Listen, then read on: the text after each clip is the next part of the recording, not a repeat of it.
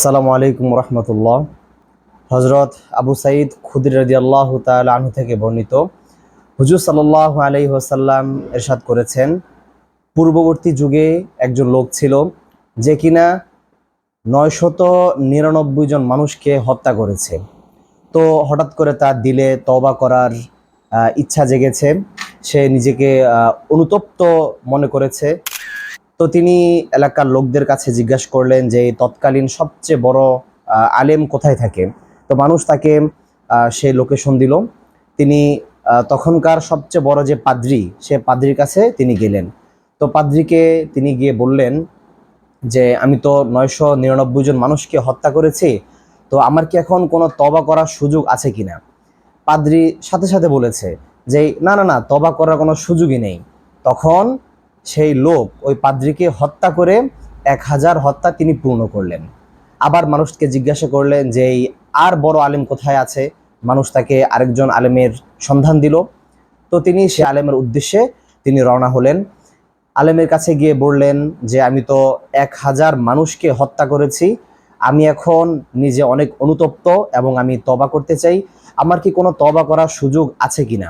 আলেম বললেন, হ্যাঁ হ্যাঁ, অবশ্যই তওবা করার সুযোগ আছে, তবে তুমি খাঁটি দিলে তোমার তওবা করতে হবে এবং পূর্ববর্তী যে পাপ করেছো সেই পাপ থেকে অনুতপ্ত হয়ে একদম খালেস দিলে আল্লাহ রাব্বুল আলামিনের নিকট তোমার তওবা করতে হবে।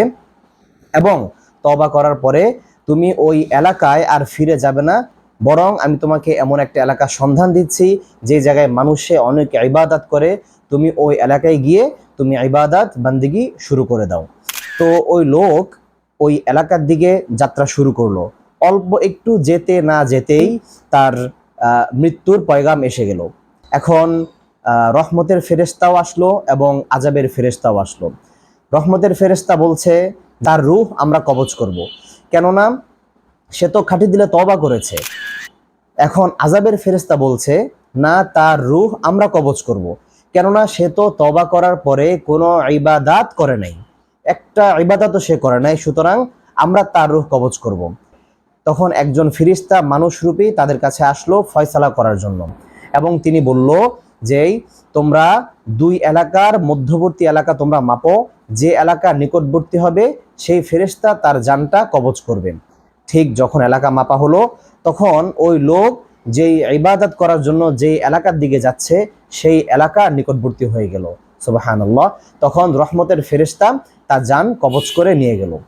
তো এই ঘটনাটা বুখারী এবং মুসলিম উভয় কিতাবই রয়েছে। আমরা এই ঘটনা থেকে এটা শিখতে পারলাম যে আল্লাহ রাব্বুল আলামিনের রহমত, আল্লাহ রাব্বুল আলামিনের দয়া অনেক বিশাল, অনেক ব্যাপক। যতই আমরা গুনাহ করি, যতই আমরা পাপ করি, যদি আমরা খাঁটি দিলে আল্লাহ রাব্বুল আলামিনের নিকট তওবা করি, আল্লাহ সেই তওবা অবশ্যই কবুল করবেন।